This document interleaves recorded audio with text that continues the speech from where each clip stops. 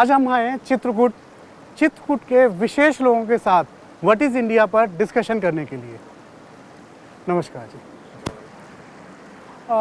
मैं एक इंडिया के ऊपर रिसर्च कर रहा हूँ जिसका नाम है व्हाट इज़ इंडिया।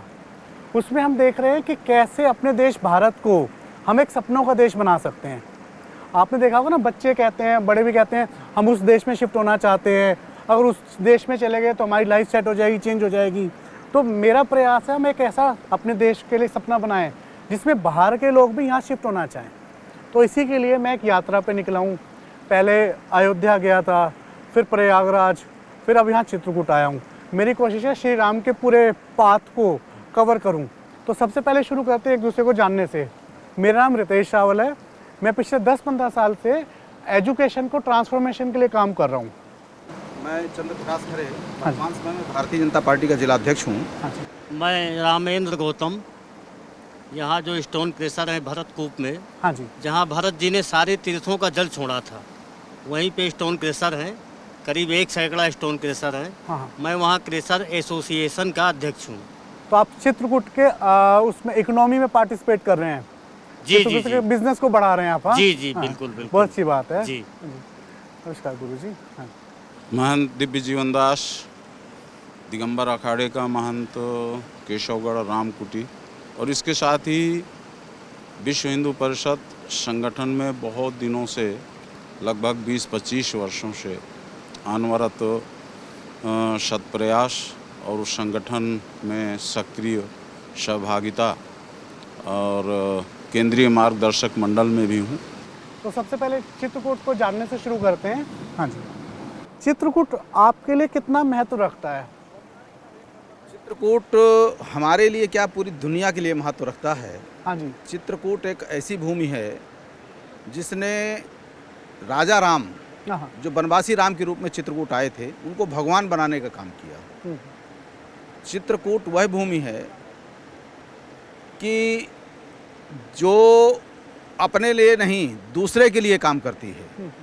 चित्रकूट में कहीं से भी दुनिया से कोई आया तो यहाँ भगवान कामतानाथ जी का जो पर्वत है, कामद भय गिरि राम प्रसादा अवलोकत अपहरत विषादा, यानी कि दूसरों के दुख पाप जितना है उसका सबका वो हरण कर लेते हैं। तो चित्रकूट ये ऐसी भूमि है कि दुनिया के लिए बड़ी महत्वपूर्ण है। और चित्रकूट को तो कहा जाता है कि यहाँ जो ये पर्वत हैं, ये सुवर्णकूटम, रजताभिकूटम, माणिक्यकूटम, मणिरत्नकूटम, श्री चित्रकूटम शरणम प्रपद्ये जो कहा जाता है, वो ऐसे ही नहीं है, वो सारा सब कुछ है। लेकिन यहाँ जो एक ककरीला पथरीला ये दिखाई पड़ता है कि नज़रों का फेर है, यहाँ वास्तव में है यही, लेकिन इसके अंदर सब कुछ छिपा हुआ है। चित्रकूट में जितने महर्षि हुए, जितने ब्रह्मर्षि महर्षि हुए हैं, सर्वाधिक संख्या चित्रकूट की है। रामायण जिसको दुनिया, जिसने जीवन कैसे जीना चाहिए, उसके लेखक भी तुलसीदास जी भी चित्रकूट में ही पैदा हुए, यहीं उन्होंने रामायण लिखी। वाल्मीकि जी की भी कर्मस्थली यही रही, भगवान राम की कर्मस्थली यही रही, अत्रि यहीं रहे, अनुसुईया जी यहीं की हैं, मरीच यहीं के हैं, अगस्त ऋषि ने यहाँ तपस्या की है, ब्रह्मा जी ने यहाँ तप किया है, शंकर जी ने यहाँ तप किया है, शंकर जी यहाँ के राजा हैं।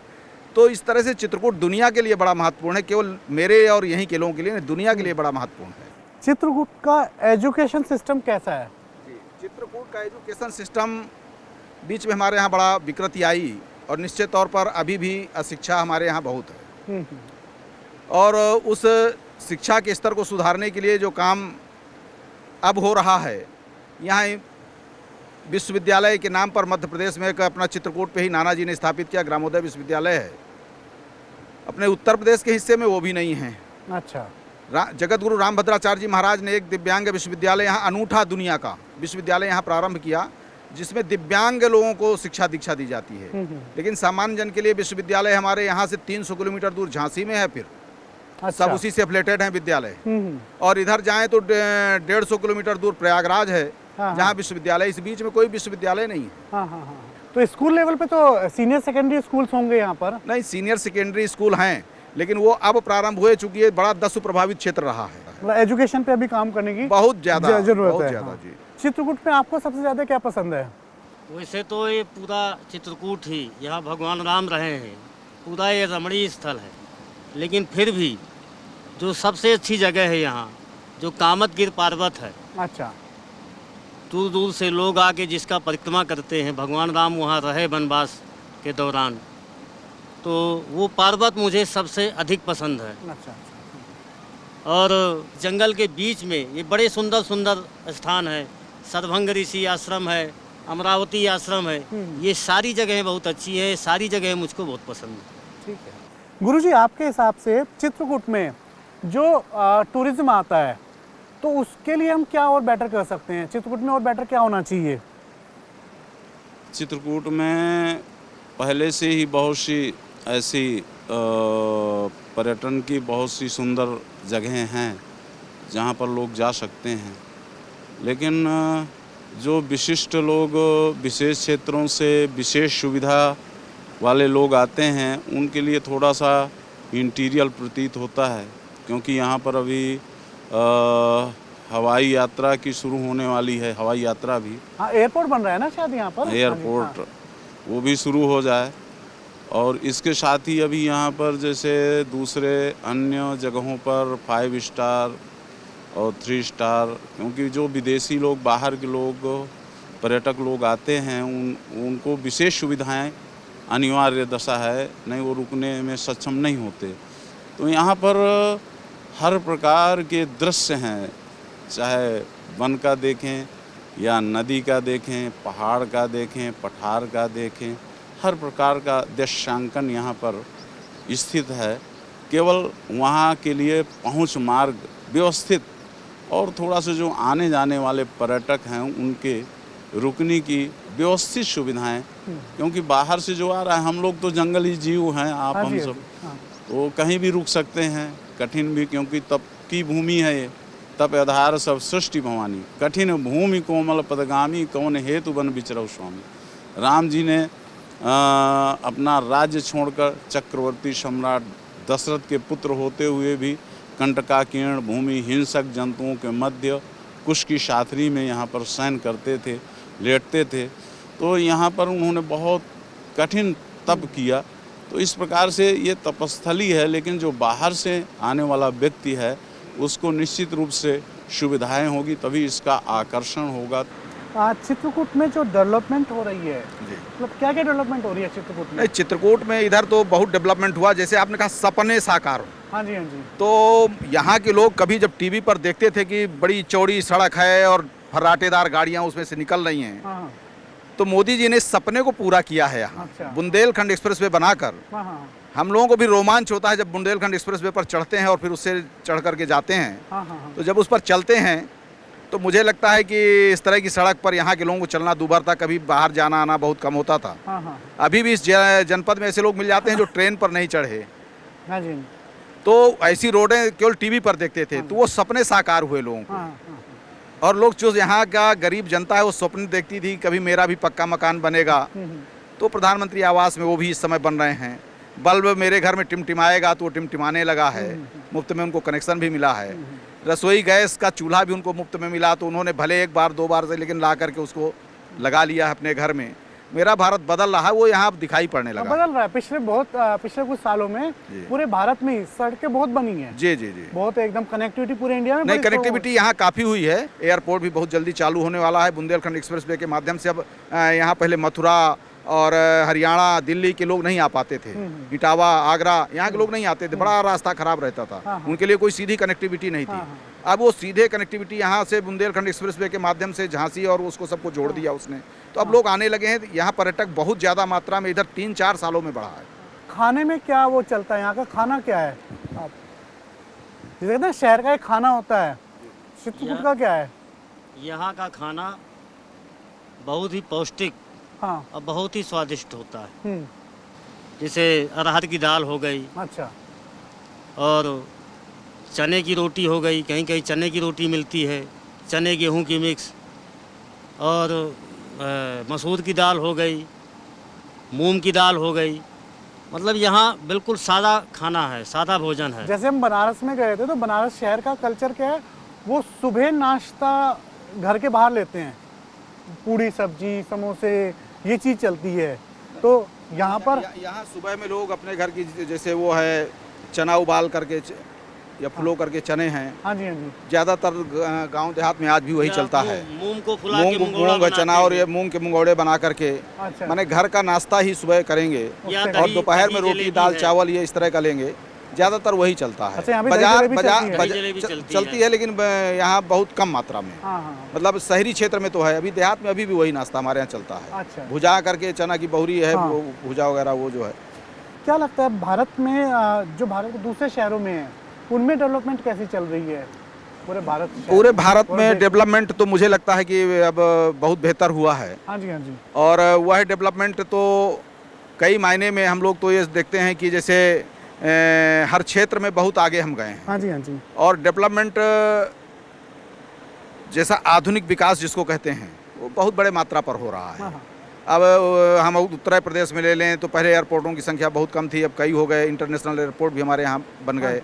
हाँ जी, हाँ जी। लखनऊ वगैरह में तो अब जाइए इतने फ्लाईओवर और ये सब बन गए कि पता ही नहीं चलता कि वही लखनऊ है कि दूसरा है। हाँ, हाँ। प्रयागराज जाइए तो वहाँ की स्थिति बदल गई, पहले कुंभ में जाइए तो बड़ी भीड़ हो जाती थी, हाँ, हाँ। और वहाँ इतने फ्लाईओवर बना करके इस तरह से सजा दिया गया है, अब अलग दिखता है। अयोध्या जाइए तो दिखाई पड़ता है कि हम भगवान राम की नगरी में आ गए। हाँ जी, हाँ जी। काशी जाइए, वाराणसी, तो वहाँ दिखता है कि हम किसी बड़े धार्मिक स्थल पर पहले वहाँ सकरी गलियाँ होती थी, उनको तोड़ करके किस तरह से वहाँ उसका विकास किया गया। तो उज्जैन में महाकालेश्वर जाइए तो जो तीर्थ स्थानों के साथ साथ उन शहरों का विकास, उसकी साज सज्जा, उसकी सजावट, पहले हम लोग एक जयपुर का नाम सुना करते थे कि जयपुर में जाइए तो एक ही रंग से पूरा पुता हुआ है, गुलाबी शहर जो है, गुलाबी रंग से पुता। आज वह स्थिति हमको प्रयागराज में भी दिखाई पड़ती है, अयोध्या में भी दिखाई पड़ती है, मथुरा में भी दिखाई पड़ती है, चित्रकूट में भी कमोबेश वो काम शुरू हुआ है। महाकालेश्वर जाइए, उज्जैन जाइए, वहाँ इंदौर जो सबसे साफ सुथरा नगर की जिसको खिताब मिला है, वहाँ की साफ सफाई देख, तो ये सब डेवलपमेंट के ही एक तरह से उदाहरण हैं। और भारत का डेवलपमेंट तो मुझे लगता है, चाहे हम हवाई उस पर देखें तो अभी उपग्रह हम जो भारत का गया है, पूरी दुनिया ने उसको देखा है। मुझे लगता है कि अब देश का बच्चा भी उसको देखता है किस प्रकार से चंद्रयान गया है अपने देश से ही निर्मित होकर के। तो डेवलपमेंट तो बहुत बड़े पैमाने पर पूरे देश के अंदर हो रहा है। भारत के कल्चर को, जो हमारा संस्कृति है, कल्चर है, उसको और बढ़ाना हो तो क्या करना चाहिए? उसके बारे में और लोगों को बताना हो, कैसे हम, जैसे हमारा इंडिया का संस्कृति सबसे अच्छी है, तो उसके लिए हम क्या करना चाहिए हमें?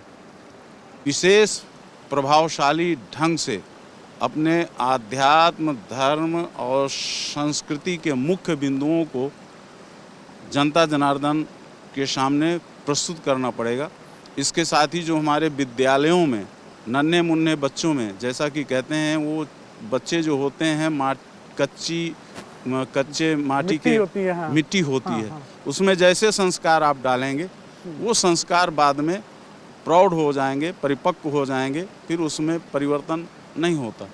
तो निश्चित रूप से सर्वप्रथम जो बच्चों के सामने आता है वो पठन पाठन सामग्री और साथ ही मीडिया भी आती है। तो यदि हम ऐसे संस्कार, प्रभावी संस्कार जो हमारे प्राचीन आध्यात्मिक धार्मिक संस्कृति के हैं, उन पर प्रतिरोपित करेंगे तो निश्चित रूप से हमारे देश की संस्कृति का प्रभाव, धार्मिक ऊर्जा का प्रभाव, सारी चीज़ें जो है आगे सुंदर वातावरण में पहुंचेंगी।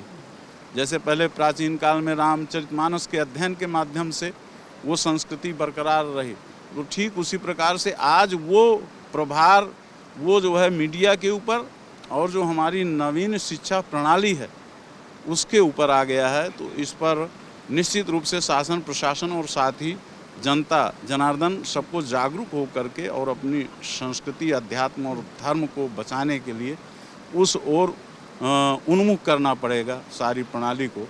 तो निश्चित रूप से जो हमारी प्राचीन संस्कृति है, जिसके बलबूते आज भी हम जीवंत हैं और आज भी हमारे भारत देश का नाम समग्र विश्व में लिया जाता है, जैसा कि स्वामी विवेकानंद जी ने शिकागो सम्मेलन में इसका नाम और इसका ध्वज सारे जगत में ऊपर किया था, ठीक उसी प्रकार से आज भी वो निरंतरता रहेगी। इसके लिए निश्चित रूप से हमें शत प्रयास करना अनिवार्य दशा है। चलिए उस थॉट पे आते हैं जिस थॉट को लेके मैंने ये जर्नी शुरू करी है। What is India? आपके लिए भारत क्या है? भारत तो निश्चित तौर पे कहा जा सकता है कि एक भूभाग नहीं है, हाँ ये जी। देवभूमि है। तो इस तरह से ये वह भूमि है भारत कि ये बड़ी विभिन्नताओं वाली भूमि है। विभिन्न प्रकार की यहाँ पर संस्कृतियाँ हैं, विभिन्न प्रकार की जलवायु है, विभिन्न प्रकार की बोल भाषा है, फिर भी देश एक है। भारत ऐसी भूमि है जो दुनिया के अंदर अपने आप में अनूठी है। बहुत अच्छा। गुरुजी, आपके लिए क्या है भारत? बहुत बढ़िया, बड़ी सुंदर सी बात अध्यक्ष जी ने हमारे बताया। वास्तव में भारत की संस्कृति बहुत ही उच्च कोटि की, बहुत ही उत्तम। जिस समय सारा विश्व असभ्य था, कहीं भी संस्कृति का प्रसार नहीं था, तात्कालिक समय में भारत की संस्कृति के लिए सारे विश्व के देश उन्मुख थे। और इसको तो यहाँ तक कहा जाता था कि भारत एक सोने की चिड़िया है। और इसके पहले यहाँ के जो ऋषि मुनि थे, उन्होंने एक बांस की नली से जो खगोल मंडल की खोज की है, अन्वेषण किया है, वो आज अमेरिका भी बड़े बड़े कई किलोमीटर के दूरबीनों की स्थापना करके, और वही चीज़, वही तथ्य आज ज्ञापित कर रहा है जो हमारे मनीषियों ने, हमारे विद्वानों ने, हमारे खगोलविदों ने बहुत कई हजार लाख वर्ष पूर्व जो है, उन्होंने पहले शोधन करके हमारे सामने प्रस्तुत किया था। और यहाँ की प्रकृति भी अपने आप को न्यौछावर किया। हर प्रकार के व्यंजन हैं, हर प्रकार के त्यौहार हैं, हर प्रकार की शस्य संपदा श्यामला यहाँ पर विद्यमान है। आप सभी का बहुत बहुत धन्यवाद। मुझे बहुत कुछ जानने को मिला चित्रकूट के बारे में, भारत के बारे में। मेरी रिसर्च में बहुत हेल्प मिलेगी और इसी से हमारा देश आगे बढ़ेगा। बहुत बहुत धन्यवाद।